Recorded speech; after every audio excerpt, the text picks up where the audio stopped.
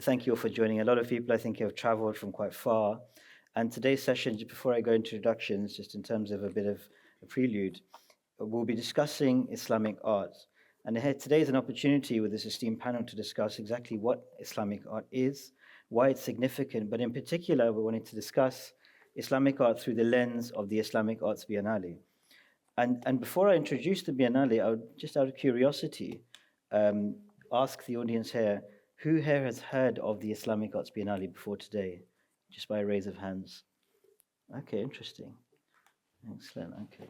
So just as a very quick introduction to what the Islamic Arts Biennale is, it's organized by the Diriyah Biennale Foundation. This is a dedicated foundation established by the Ministry of Culture in Saudi Arabia. And it takes place every 2 years. In 2023 was the inaugural edition. It was the first ever Islamic Arts Biennale. And remarkably, 600,000 people attended. It far exceeded any expectations in terms of the number of visitors. As you can see from the image, it's held within the Aga Khan award-winning Hajj terminal. So this is the Hajj terminal at Jeddah Airport. Now, of course, the terminal is still active. This is just a small section of the terminal dedicated towards the Biennale. Although I say small, it's actually 110,000 square feet. So it's still incredibly huge, despite it only being small in the context of the entire terminal. And the Biennale offers an opportunity for Islamic art to represent the global and cultural diversity of the Muslim world. So we will dive into this in far more detail, but at first I'd like to introduce the esteemed panel that we have with us today. To my immediate left, Dr. Abdulrahman or Azzam is one of the artistic directors of this year's Biennale. He's an acclaimed historian and author with publications including Saladin, The Triumph of Sunni Revival, The Other Exile, The Return of Sebastian, and between 2007 and 2017, he worked as Director of Communications and Cultural Advisor to Her Highness Sheikha Moza, Chairperson of the Qatar Foundation. In 2010, he led the partnership between the Qatar Foundation and the British Library, which has to date seen nearly 3 million documents digitized. He was a member of the Joint Advisory Board of Northwestern University, as well as the Qatar National Library. He previously worked as the Managing Director of the Islamic Tech Society, as well as the founder of Hudhud Books. For the first Islamic Arts Biennale, Dr. Abdulrahman was the Senior Expert Advisor on Al-Madar, and we'll discuss what exactly Al-Madar is shortly, and has been appointed as one of the artistic directors for the forthcoming edition. To the immediate left of Abdulrahman is Dr. Silke Ackermann. Dr. Silke Ackermann is Director of the History of Science Museum at Oxford University, an international centre for research, teaching and public engagement. Prior to her role at Oxford, she worked for 16 years in a curatorial and managerial roles at the British Museum in London. Dr. Ackermann's main research interests include the transfer of knowledge between cultures and generations. She leads on the museum's mission to explore the connections between people, science, art, and belief. The History of Science Museum generously loaned objects for the first Islamic Arts Biennale, and Silke was a frequent contributor and also gave a very popular session, an engaging discussion on the significance and the functionality of astrolabes. And to the far left, to my far left, you have Muhannad Shono, who's the contemporary art curator for this year's or the forthcoming Biennale. He's a multidisciplinary artist, trained in architecture and working across a range of different mediums. Across intimate works on paper, site-specific interventions, sculptural work, and robotic installations, he has established himself as one of Saudi Arabia's most original artistic voices. The main drivers for his practice draw on mythology, the usage of the line, the void, and natural and reclaimed materials to create speculative and generative narratives. He represented Saudi Arabia at the 59th International Art Exhibition, La Biennale de Venezia, with his project, The Teaching Tree. Muhannad's work was represented at the first Islamic Arts Biennale, and as I mentioned, he returns this year as the contemporary art curator, overseeing all of the contemporary works at the Biennale. So that's a short introduction to our esteemed panel. The introduction could have been much longer, the incredible achievements. But just before we begin, one important point is that we want to hear your voices and your opinions and your questions. So we'll keep the session, the discussion, till about 40 minutes. And my colleagues here, please shout at me if it goes beyond so that we leave enough time for questions at the end. So in the context of the Islamic Arts Biennale, it's important at first to understand what we mean by Islamic art. The word Islamic art has been discussed and deliberated over for many, many years. And prior to the Islamic Arts Biennale, there were very few examples of large-scale exhibitions of Islamic art. And we're not talking about in the context of a museum or permanent or temporary exhibitions, talking about something which is quite grand in scale. Prior to this, perhaps the most recent, I say recent, it was almost half a century ago, was the 1976 World of Islam Festival in London. It was anchored at the Hayward Gallery, but it was distributed across institutions all over London. And it was really a kind of celebration of Islamic art, but also deliberately put on in the context of a lot of discussions around Islam at the time. Prior to that, perhaps the 1931 exhibition of Persian art at the Royal Academy could be a reference point, although exclusively featured Persian art, so not quite at the same scale. And prior to that, there was also the 1910 Munich exhibition, which was a very ambitious exhibition. It was entitled Masterpieces of Muhammadan Art, or over 3,000 artworks were displayed, with many institutions around the world contributing. It was considered the cultural event of the year. But crucially, all of these past examples were held or hosted in Europe. They were largely curated by Europeans or subjected to a particular worldview on Islamic culture. Where the Islamic Arts Biennale differs in Jeddah, it remains the only large-scale exhibition of Islamic art hosted within the heartland of the Muslim world in Saudi Arabia, which brought together both historic and contemporary artworks, uniting collections and commissions from both Muslim majority and non-Muslim countries.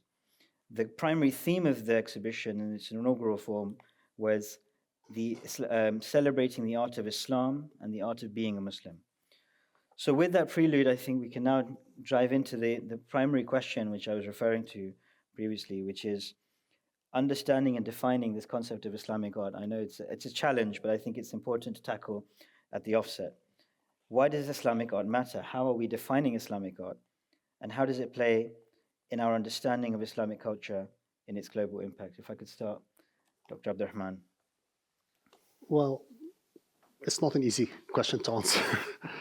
First of all, thank you so much. And as Rizwan mentioned, I'm very honored to have been appointed one of the artistic directors. There are 3 artistic directors, Dr. Julian Raby, Amin Jafar, myself, and Muhannad, of course, who's handling the contemporary.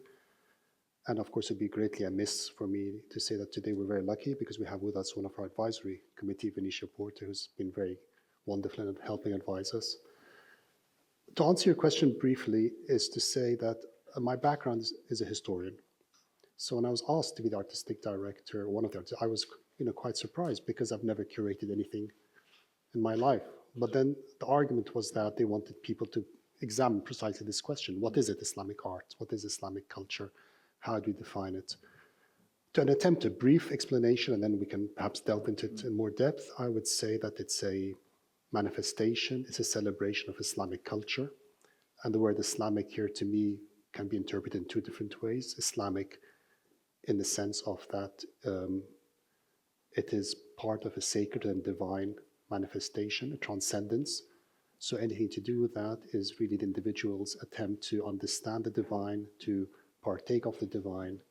And that is why many of the objects that actually will be at the Biennale and Islamic art objects are embodied with a lot of blessing as well, because they are part of the ritual. So if we look at an amazing prayer rug or rosary bead, these have been over the centuries been actually practiced. So there is a wonderful dynamic that takes place between a piece of art which is labeled Islamic because it has that spiritual dimension.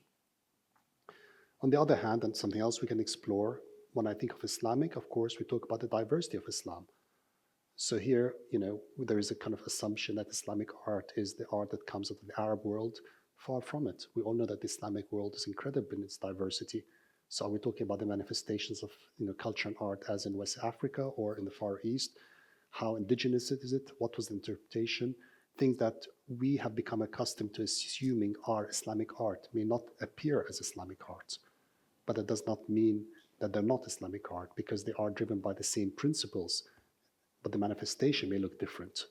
So diversity of Islam is a critically important question that I'm sure we'll be talking about, and how far this diversity is actually held together by a sacred unity of principle. So absolutely, and I think that's really important. You mentioned that diversity aspect is not perhaps categorized as purely Arab culture or Arabic in particular. It's synonymous, of course, with Islam. And the Biennale tried to represent that, of course. We worked from China to Spain and everywhere in between. But we'll come on to specific examples shortly. So, okay, if I can pass the question over to you. I know you've grappled with this question, both in terms of Islamic science, Islamic arts. I'd love your perspective on this and how you're defining it in this context. Well, thank you. And it's, of course, very difficult to follow such a brilliant answer from you, Abdulrahman. For me, art in general is humans' response to creation, to the beauty out there, to the challenges we face, to making sense of what's around us, to making sense of who we are and where we are and what we are doing. So it is a lot more than, forgive me, pretty objects, which is one of the driver behind many of the previous exhibitions, that they are wonderfully beautiful objects to look at. They are like something you admire from the outside, but there was no opportunity to engage deeply with the drivers behind creating this artwork. So I would also advocate to use the word art far more widely in the terms of a skilled response to something. So I would never divide between or distinguish between art and science, because that is a very modern and very recent introduction. In the past, it was all part of the same thing. The word science is a very modern word. But also what is so beautiful about the Islamic Arts Biennale is that it literally introduces or reintroduces Islam back into Islamic art. Faith, the driver, belief. What is it about? What is so special here, which is different from just a beautiful piece in a showcase? Thank you, Silke. And we'll come back to this question on the links with Islam, art and science rather, shortly, because I'm keen to get your thoughts on this. Muhannad, turning to you, and I think one of the key things with the Biennale was the ability for this conversation to happen between both historic objects and contemporary artworks that were commissioned or loaned for the Biennale. I'd love your perspective on thinking of Islamic art in the current day, how it's interpreted, defined in the kind of realm of spirituality, and particularly with it perhaps in the context of Saudi Arabia as an artist yourself. The uniqueness of this Biennale that's bringing together historical objects of the past with contemporary concerns, the question of what is Islamic art. I think the selection of the contemporary artists is going to show that it's not going to be your classical, traditional approach to what we think Islamic art is, whatever that means. But in terms of approaching artists to respond to the theme of the Biennale, we're looking for artists that might have had a personal lived history with Islam, or they come with a spiritual depth that echoes some of the philosophies, narratives, and threads that exist within Islamic belief systems. What we're looking for here also is to expand the dialogue, because an artist that is not Muslim will do and conduct research and develop understanding about Islam that they will bring together in their investigations and ideas, thus enhancing this idea of dialogue and exchange between cultures and really embracing this very wide geographical presence of Islam currently around the world. That's fascinating. I think we can, with that, move on to the second question, which touches on this point, Muhannad. Maybe if I come back to you first, and in reflecting on the first Islamic Arts Biennale, you all contributed in various ways. Silke, you were, of course, invited to join at your institution. But I'd like to explore the role of Islamic art, particularly with Saudi Arabia playing host to the first inaugural Islamic Arts Biennale, in terms of demonstrating its contributions to both culture and civilization of the world. The, of course, topic of our discussion here today is Islamic Enlightenment through the realm of Islamic art. So I'd love your thoughts on what role Islamic art can play in supporting that, our understanding of Islamic culture and its representation to the world. I mean, currently in Saudi Arabia, Saudi is going through a word we're hearing a lot, which is change. And this word is used quite extensively, but what does it really mean? The Islamic Arts Biennale is actually a fantastic manifestation of how bringing together historical objects, notions of the past, and notions of Islam in dialogue, in physical proximity, with contemporary investigations. The role of contemporary practice is to question, is to imagine, is to think in different ways. To allow this in proximity with such ideas of established ideas of Islam is a huge indication of the kind of diverse change and dialogue that is underway in Saudi Arabia. Could you share perhaps some examples of the artworks? Of course, your own was exhibited at the first Biennale, but I think it'd be nice to maybe explore any particular examples that perhaps resonate very strongly with what you were just discussing as a kind of case study to reflect. And a lot of the people here mentioned they weren't familiar with the Biennale in its first edition. Are there any examples that come to mind of the artworks that were on display? I think at the first Biennale, it was a moment to test the waters. How do we bring these things together? Is it going to be acceptable? I wouldn't say that there wasn't a sense of nervousness at the opening, but I think the resilience of the public and the seriousness of the discourse and their appetite for something new in terms of how we approach these ideas was seen across all the historical objects and how the audience interacted with them, as well as the contemporary commissions that tackled all kinds of traditional ideas and rituals of Islam, but took them into a new contemporary space. Fascinating. Thank you, Muhannad. Silke, if I could turn to you, and perhaps it'd be great to understand from your perspective how you were approached as an institution, as the director of an institution, and specifically what your reflections were of the first Biennale as someone from the other perspective who was invited to contribute, and how you felt it was helping as part of this discourse widely up. It was one of the most life-changing, exhilarating experiences I've ever had. And one of the reasons for that is the phenomenal openness to try something really new. You spoke about change, Muhannad. The change and the taking of ownership, I would add to that. It is not somebody else in a European or American museum that talks about Islamic art. It's taking ownership, and it's bringing this together with a public that was fun. That's just mind-boggling. I was standing there seeing locals engage with the collections in a way that you would never see in a European American museum or in many of the places that have brought in museums into specific areas. There is such an openness and interest, people coming back as families again and again, and that again enabled us, the museum I represent here, to have a very different engagement with audiences, and new questions that were asked. It's not the same patterns of questions that you get in so many other exhibitions that may, on the outside, have a similar topic. This was completely a game changer. And that was so exciting for us. And we've got on display, or the image now is, of course, the beautiful astrolabe from Shah Abbas that was on display at the first Biennale. This was actually the first object that visitors encountered. And again, this set the tone in terms of how this was not a traditional exhibition or traditional either art exhibition or historic exhibition in the representation of both objects and artworks. And here we've got this kind of deconstructed version of the astrolabe. Could you perhaps talk a bit about your sense of pride, I guess, at this being the first object and what it represents? It was absolutely phenomenal. And for those of you in the audience who look at it, this is not a mirroring. This is an astrolabe, the most sophisticated astronomical instrument ever invented before the invention of the computer as we know it, taken apart, exploded, each in its own case. In the size was such that you could weave around it.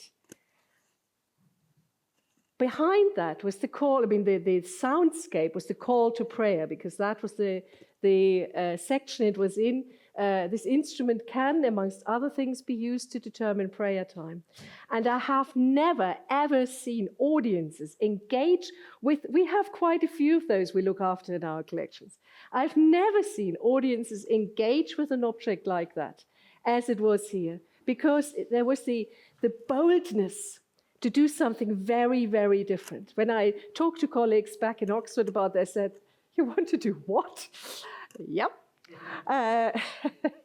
So bringing it back also into a spiritual context. You mentioned our museum is the Museum of the History of Science. You know, science puts people off. It's something you were bad at school and you feel embarrassed about, and my God, can we put the threshold even higher? So is this science, I ask you, or is this art? Or is this belief because it enables you to do your duty as a Muslim? And I would advocate it is all of this. It is all of this. And that is where the point of contributing to world culture is always something which rubs me up slightly the wrong way. This isn't contributing to world culture. This is world culture, okay? Every single person in this room is world culture. Everything you do, every artwork you create, everything you do with your children becomes automatically part of world culture. And I think the Islamic Art Biennale has this phenomenal opportunity to get away from, you know, there's a group of people, they're not us, it's Islam, they're contributing to something. Enigmatically world culture, whatever it is, and whoever owns it. No, it is it. And I think that is so phenomenal about it. Absolutely. It was also the first object we installed, so fond memories of that first milestone in place, which is fantastic. Abdulrahman, coming to you, and I'd love to hear specifically, you talked about Al-Madar, probably not too familiar with everyone in the room, but it's something incredibly important to the Biennale in terms of reflecting that global attitude towards Islamic culture. I'd love your reflections. I'm just going to move forward to, it was Gallery 5 last time. Yep. I think it's apparently not. I think we're missing one slide, but regardless, No problem, if we move no on to problem. Al-Madar, and if you can share your thoughts about all of the institutions that were involved. Absolutely. Madar is part of the Biennale. It's the institutional participation. This is where we invite Islamic cultural institutions from across the world to join us.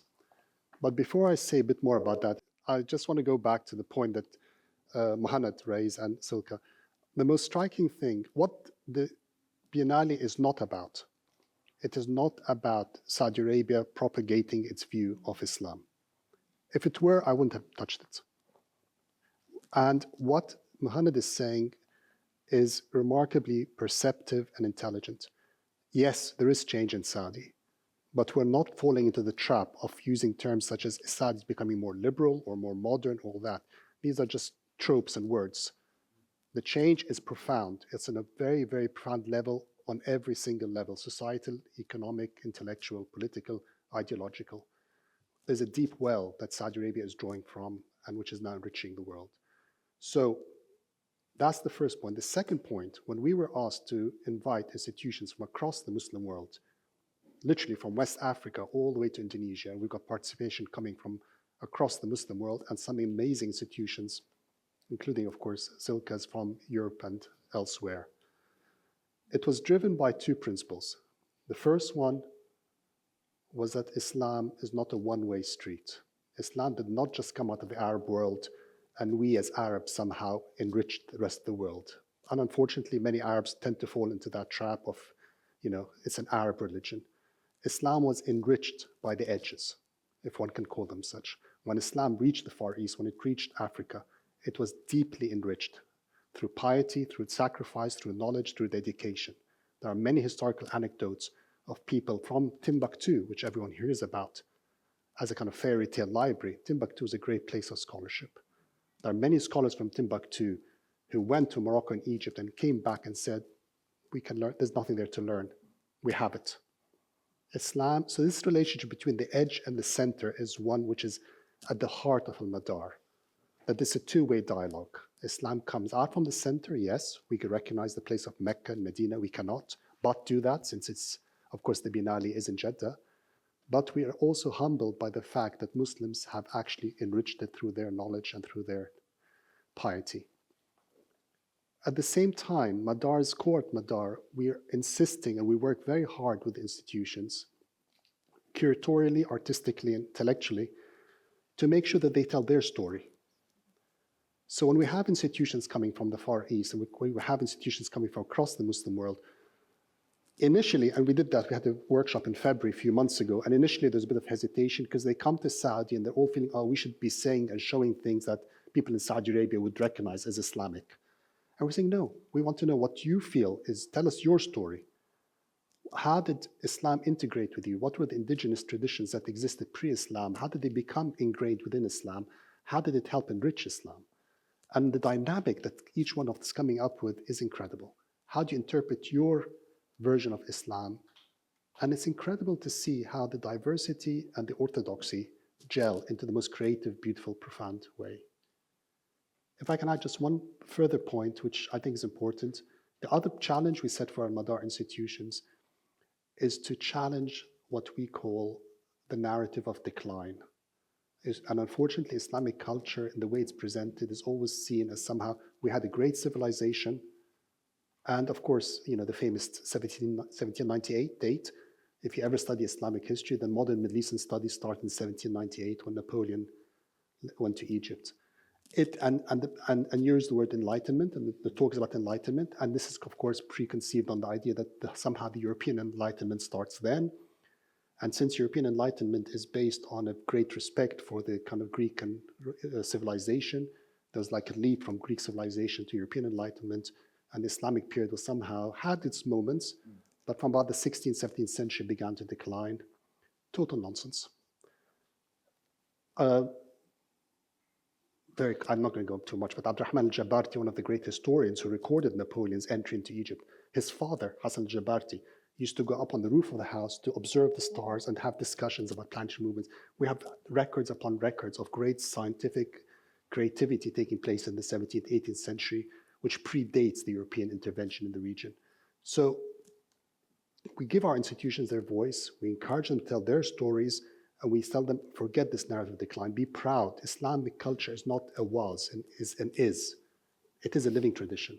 Absolutely, and I think one of the great successes of the first Biennale was Al-Madar, where it gave the opportunity for, as you mentioned, all these voices to come together. There were dozens of institutions that lent objects.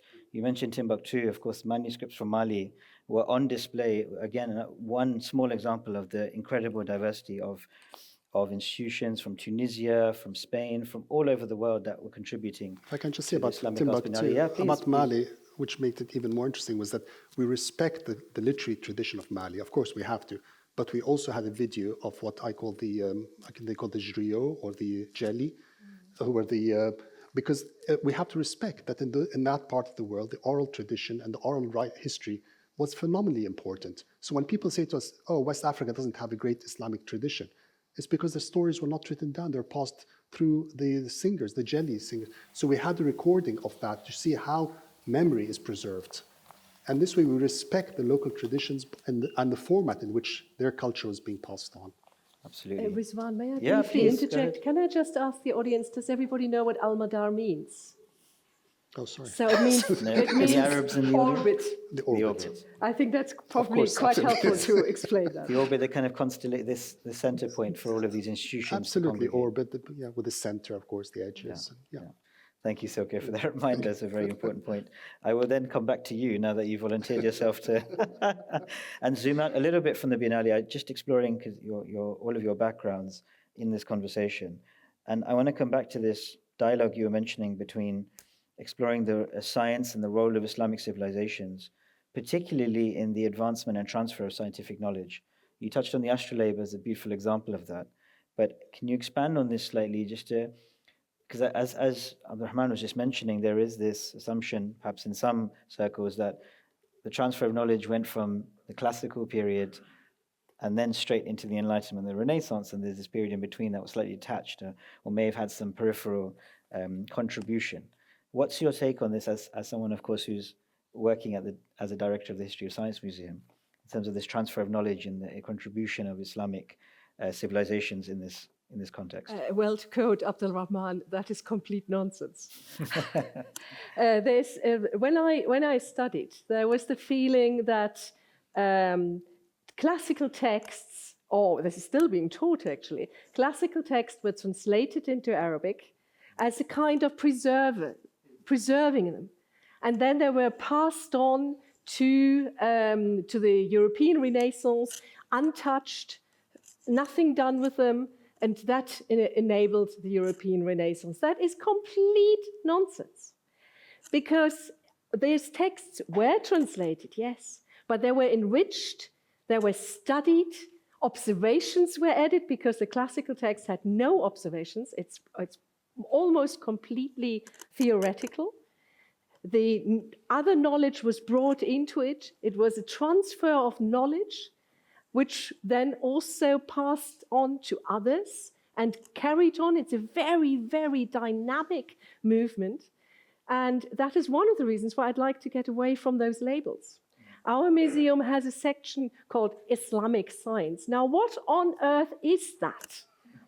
And why are we not talking about Christian Science? I urge everybody in the room to Google Christian Science. Do you know what you get? Scientology. Okay? So why are we saying there is a thing such as Islamic science, but there isn't Christian science? The calendar we all use on a daily basis, the calendar which brought us here to whatever today is, the 29th of June, I believe, 2024, that was introduced by Pope Gregory in 1582 for one reason only, to get Easter right. If that's not religion and science in the service of religion, I don't know what is. So why are we saying there is such a thing that is different? I would much rather look at it from what are the common questions that we're all facing and that are being answered in different ways, at different places, at different times, but they're the same questions. And I think that would be a much healthier way to look at this, rather than bringing into a corner. The other question, of course, is what is science? Now, the term science for most of the objects we have, the astrolabe we showed earlier, is actually not adequate. If I did a random show of hands here in the room and said, what do you think science is? Many people might say, well, it's chemistry, physics. Yeah, I see some nods in the room. What about astrology? What about divination? What about trying to make sense of the world around us? So the word science comes from a Latin term, scientia, which is knowledge. The Arabic word ilm is about knowledge. And that is far more important here, that we get back to what is actually meant here. And that brings us to this constant dynamic weaving of information. So what is in our museum, in some ways displayed as Islamic science, actually comes from India. That is not helpful. Hence, my attempt to get away from that, and that was one of the reasons why it was so beautiful with the Islamic Art Biennale, that we could ask, what are those common questions? Absolutely, and I think on that, we've talked a lot about the diversity that has impacted the Muslim world on the peripheries, and you've mentioned different civilizations. But just coming, Muhannad, to you in terms of the unifying factors, this kind of shared heritage, the shared concept of spirituality that permeates, that brings Muslims together in a spiritual sense, and in the context specifically of contemporary art, both in the Biennale and your own work, looking, of course, at concepts such as migration and forced migration. What role does Islamic art today play in expressing this shared heritage? We talked about so many disparate voices and different influences, but where is this concept of shared heritage in the contemporary world today? Is it still binding Islamic art together in whatever term it's being defined as? Well, I think the shared heritage that we're experiencing in the Biennale is the fact that in terms of the contemporary commissions, not specifically approaching artists that are Muslim, though that is one component of it, but the dialogue that we can bring together by introducing and weaving these concepts of Islam, philosophies, narratives, even mythologies, and what we can discover about each other. Jeddah is historically a port city. So what we're welcoming back to Jeddah right now is new congregations of ideas, new congregations and ways of seeing, collective ways of imagining, ways of reading, not singular kind of dictated ways of how we want to approach this narrative or that, but more acceptance and dialogue between different practices, whether it's historical or contemporary works. What's important is that the contemporary has its fingers on the pulse of the questions of today, and to draw a line from the historical objects through into our contemporary concerns. to show that that curiosity of science still exists and is being manifested through contemporary global conversations, which is what we're trying to welcome back to Jeddah and to manifest in this Biennale. Absolutely, and I think that's a key point in the finger and the pulse in the context of Saudi Arabia, which is often not perceived to be a place where the contemporary concerns are being dealt with and so on. So I think that's an incredibly important point. And turning to you, Abdulrahman, you mentioned, of course, you're a historian. You've talked and looked into the lives of many historical figures. And I'd love to have your take as an historian looking at the world of Islamic art in particular. If we take one example, you've written extensively on Salahuddin or Saladin as a figure, as a preeminent figure in both the East and the West. So in historical narratives, both in the East and West, there's been very diverging narratives often, which have happened in terms of the example of someone like Saladin. How does Islamic art help us to understand the contributions of figures such as Saladin and others to broader culture, both in the historical context, but looking at it through the lens also of Islamic art? It's a difficult one because for the simple reason that the more time you study and write history, the less you know, and the less you know about the personality. You think you start off with great intentions of writing a biography, and by the end of it, you really know so little about the person. Salahuddin, especially since he's such a mythical figure. I would say that, and this is a very subjective answer, that what strikes me about a period like Salahuddin's period, or the medieval history or Middle Ages, is that to the modern mind, which is largely a secular mind, we live in a secular age, and although many of us may be religious, we still live very much in a secular mindset. Mm-hmm. We cannot conceive of how deeply religious and how deeply traditional societies and life was there. That the idea of death, which was something which was very much at the, preeminent in the minds of most people. People lived, of course, died much younger than us. The idea that from the moment you're born to the moment you die, everything in your life through society, education, whatever you did was actually within a spiritual framework. And this applied as much to the Islamic world as, of course, to the Christian world, where religion was so deeply ingrained in your mindset. And that, of course, manifests itself in the culture. Mm-hmm. So Salahuddin himself, as we know, was a Kurd who ruled over a great Islamic empire, which had Turks and Arabs, and of course he's famous for Jerusalem, as we all know that. But ultimately, I would say, to answer your question, is to see the manifestations of the incredible pieces of culture and art that actually emerge from this period as being part of the daily life of the Muslims, as opposed to something which was put aside to be admired. So the incredible swords and the military weapons that he had, of course, the household goods, the incredible Ayyubid madrasas which were built in Egypt and Syria, their beauty. And here it comes back to maybe a point Silke alluded to, which is that the functionality and the beauty are not separate.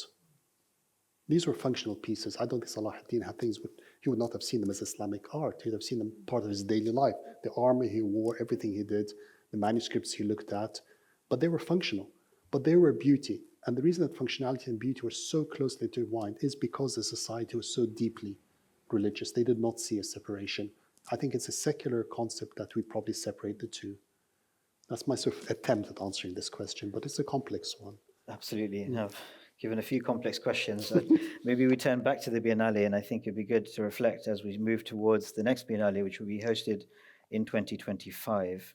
As I mentioned, over 500,000 people attended the first edition. This is an example of an image. This is an image from Gallery 3, I believe, where again you can see in the background these incredible, huge Timurid Qurans that were on display for the first time, I believe, from Medina. They were from the endowment libraries in Medina. A number of endowments which were sent over time historically by rulers were sent to this library. And again, the Biennale had the ability to display things from the Holy Lands, Mecca and Medina, that had never been displayed outside of the Holy Land, in conversation with contemporary artworks. But I want to bring it back to the venue, and specifically we talked a bit about the Hajj terminal and the significance of Jeddah. Muhannad, you touched on this as being a port city and the historical legacy of that. If I could come back to you first on this. What is the significance of the Hajj terminal specifically as the venue of the Biennale in the context of all the discussions we've been having so far? I think it really manifests what the spirit of the Biennale is. a place of congregation, of coming together of people of the world, but also, what we experienced in the last edition or the first edition was that a lot of the people who visited were actually on their way for pilgrimage or umrah. And then they became part of this journey of introduction or reorientation, if you will, of this experience that they were undertaking. So the content, though it was not part of their intention, let's say, a niyyah to attend a Islamic Arts Biennale, but it became part of the experience that helped shape this dialogue. So this canopy, which houses this place of meeting where people would come from around the world to this port city, becomes a living embodiment of its purpose, but reimagined. And just looking at this image, I wonder if Muhannad, you could touch briefly on when we look at the layout of the Biennale, the outdoor space was reserved for all of these contemporary artworks, often larger in scale. Could you talk a bit about how that was arranged, or the intention behind the ability for having these artworks out underneath the canopy space? So the Biennale has several purpose-built indoor spaces that host Gallery 1 and 2, which is the Bidaya, but also Al Madar in 3 and 4. And also we have a new component coming and several other indoor dedicated pavilions to historical objects in dialogue, in sequence with contemporary commissions. The outdoor space becomes its own kind of living entity or space. For the next edition, it will have its own theme that flows from the theme, the wider theme of the Biennale, which we can't talk about yet. Don't reveal yet. I'm not allowed to.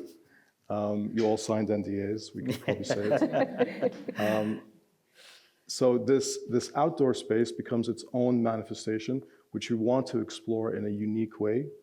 And we're very excited to reveal that. Absolutely. Yeah, well, we can talk about Al-Musalla, which will be outside, yes, which has been released. So I don't know if you want to touch very briefly on that as we for the next edition, much like the idea of certain pavilions, like the Serpentine Pavilion, for example, here, a prayer pavilion has been conducted as a prize, as a competition between different architects, responding to this idea of a contemporary musalla or prayer space.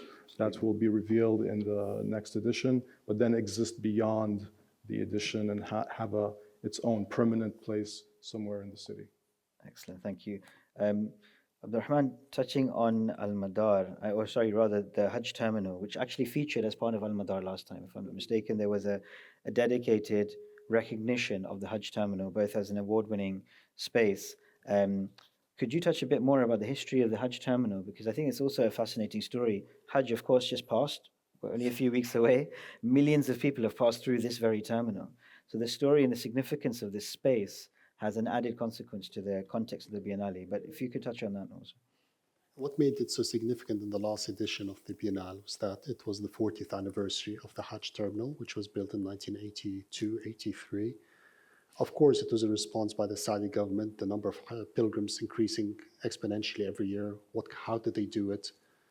And they appointed eventually after a long time, an American-US architectural firm, SOM, who actually spent a long time trying to build it and trying to air condition the whole thing, which was completely unfeasible. And after a period of time, there was a Bangladeshi-American architect, a man called Fazlur Khan, who came up with this idea of a canopy tent, which did not require air conditioning. We had these Teflon things which kept the cool air in. And I urge you all to go to it. It's something which is quite unique because I think Muhannad would also admit, the Saudis do not use it because the Saudis don't go to the Hajj terminal. It's actually for the non-Saudis. Yeah. And it's only used 1 month every year. So 11 months a year, it's not used. It's quite a unique thing to come to it. And I promise you, please come and see it. It is incredible, the space, how cool it is, how incredible it is. Now, Fazlur Khan worked extremely hard at this SOM. They won the Aga Khan Award of Architecture. And as it happened, he unfortunately passed away a few months in 1983, just after the building had been completed. He never actually saw his legacy. And yet every time I go, I always think of him because this is a man who, through his sheer brilliance, built something for which millions upon millions of Muslims have benefited. So sometimes you do something and you don't see the benefit yourself, but you leave a legacy behind. So please try to come and see it. It's honestly, it's just something else. And whoever, and I mean, I really applaud whoever decided to make the Biennale at the Hajj terminal. It's an inspired location. It really is. It really is unbelievable. I'm conscious of time, so okay, we're going to come to you very quickly, and then we'll wrap up because I believe we have 15 minutes left, and I want to leave time for questions. So, as a museum person, what made it so different was that the moment you stepped into it, it was an immersive experience. It was not something where you went into a room and you went from A to B and then you went out again. You were part of a place that was part of probably one of the most important journeys that many people will ever undertake. And that so beautifully made the point with all the visitors, who many of them were on a journey, they were on pilgrimage or the Umrah, that culture is something we're constantly on a journey on to pick up wherever we go. It's not something where you go into a place and say, I'm doing culture today and I'm going to the museum and I feel so virtuous about it. It's all around us.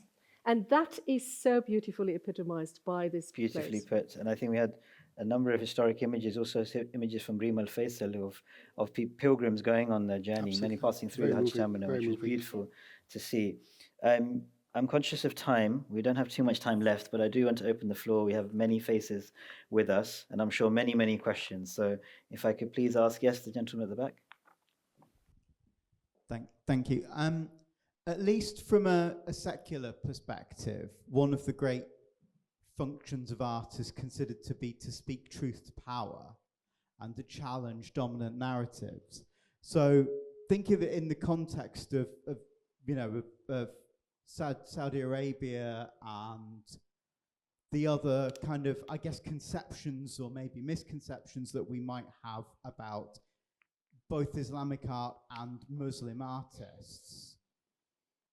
To what extent is there art within the Biennale that has that kind of challenging approach and narrative, and how does that get brought in? Interesting question. We can't, of course, talk about the forthcoming Biennale, but perhaps reflecting on the past Biennale. Muhannad, of course, your work discusses many of these issues, particularly in relation to migration, but is there perhaps something that comes to mind from the previous Biennale in relation to the question about how... No, I think we can speak a little bit about what we're intending to do for the next Biennale, because I think that's important. Like I said, the first Biennale was testing the waters. Now, the intention here is to push, but not push anything over the edge. We want to explore more nuanced ideas, more diverse ways of seeing, like I said. That in itself is challenging. We want to little bit exist in a very spiritual, peaceful, and sometimes a little bit uncomfortable space that we're exploring with these ideas. We want to be touching on and drawing from ideas of the heavenly, but it very much must be rooted in contemporary issues and challenges of the earth and what we're experiencing at the moment. We are not trying to clap for ourselves through the Biennale. We are trying to have a dialogue, and it's important to change stereotypes and misconceptions, is to face them head on bravely, and hopefully talk about bigger and more important things. Thank you, Muhannad. Any other points on the panel? Otherwise, if we have any more questions, yes, I think there are a few. Yes, please. Go ahead. Thank you so much. This was such an incredible conversation. I come from the film industry, and I don't know how much you all work with film or television, but we've been doing a lot in America and in Los Angeles specifically with Muslim artists that are exploring Islam and Muslim representation in film and television.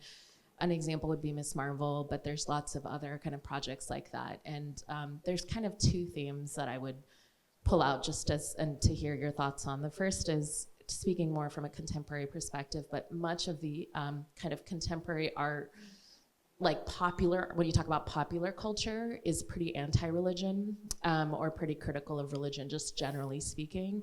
And Islam, there is a very strong kind of perception of Islam being a source of violence, right? And so for folks who are operating within kind of contemporary popular art and culture, that is something that you're in conversation with, because in cultural kind of conversation, you're responding to something that already exists, right? And so that is one thing that a lot of Muslim artists are struggling with, is like, how do you kind of talk about Islam outside of that like violent kind of framework, but also staying, you know, in conversation with kind of what's happening in popular culture. And then the second piece is there is still a lot of, I think, fraught feeling around even the expression of religion by Muslim artists and like their own practice and their own relationship to faith. And so that is something I'd also just love to learn a little bit more. As somebody who, you know, finds a lot of solace in my faith, like I will say a lot of the contemporary artists that I've worked with have a very complicated relationship to their identity as a Muslim. And so how do you kind of explore that, and how art can be kind of a space for that as well? Thank you very much. So if I could just briefly paraphrase, there are two aspects that you've discussed. One, of course, is the association with violence in Islam, and the second is expressing actually a religious identity within Islam. Abdulrahman, perhaps if I could turn to you in terms of that, I guess more of a discussion point, less than maybe a question, of misrepresentation. I think it's more about mischaracterizations and also expressions of pride within artworks or within expressions of Islamic identity, and how we can navigate that in the context of the conversation. I mean, I would just simply say that these struggles that the artists are going through, of course, are a product of the modern world and the way we live at the moment and the way Islam is portrayed. But I'd also say that throughout Islamic history, the same struggles have taken place. It's just that they were not articulated in a certain way. But I promise you, the Islamic, what we see as classic Islamic thinkers and writers, when you delve deep enough, they themselves struggled with the same issues of that. It's just that we're not setting the narrative. The narrative is being set somewhere else, and so we are somehow passive. So that an artist struggles with their identity, with their way they express their creativity, with their faith, without their faith, is something which is, I think, has been eternal in Islamic history.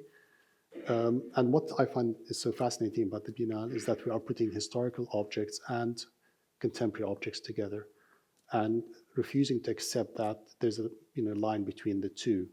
And through that, and allowing the objects to speak, you do see a much more nuanced view of things, that in fact some of things that you think are modern are actually not modern at all. They've been debated for centuries and so forth. I think that's probably the comment I'd make now. I just want to build on that by saying, not starting these commissions and these conversations from a point of ceding the floor of the narrative, and not feeling like we need to justify our position and our perspective, and kind of feeling a bit of pride in our lens and our perspective and how we see things. And I think that's very much on the mind of every conversation I'm having with a contemporary artist, is to really think of things through our perspective and leading and not being passive. If I can just quickly, I'm sorry, Silke, we talk about modern artists and the fact that they may be struggling with their religion, but we don't know the people who did those astrolabes. They may have struggled with their religion. We simply don't know. So I think you need to look at it in a much more holistic sense. That, it actually doesn't matter what the artist believes in. What matters is the creativity and the beauty that's actually comes out, and the society that actually produces this beautiful culture. I think that's more interesting than whether the person, the individual, had an existential angst or not. Yeah.